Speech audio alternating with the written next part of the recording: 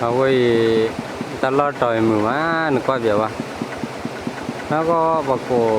วิญญาณมือละหมอเดี๋ยวว่าตลอดมือมาคนนี้จะดูเปียชุกคิดดูนี่เดี๋ยวว่า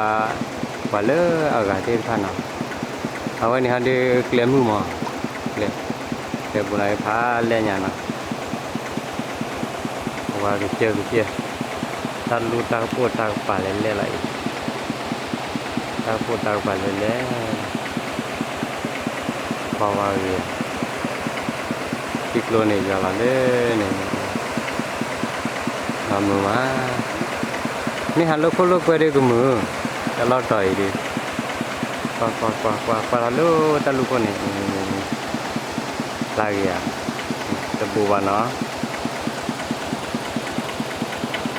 พอสุขีรพานี่เกี่ยอะไรเกี่ยเนาะกว่าคือยืมเนาะคือมา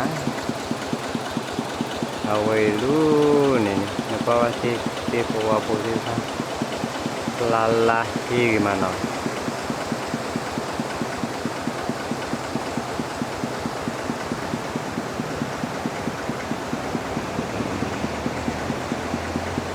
ว่าเจีย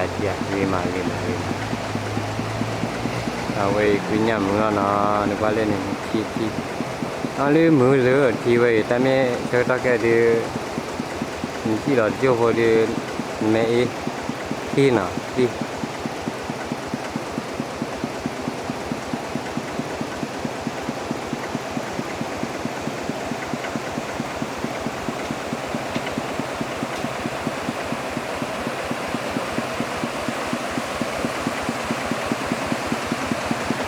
เดินรถแท็กซี่ก็รถแท็ก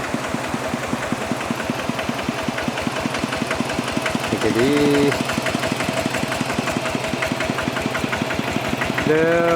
tak cukup ni oleh di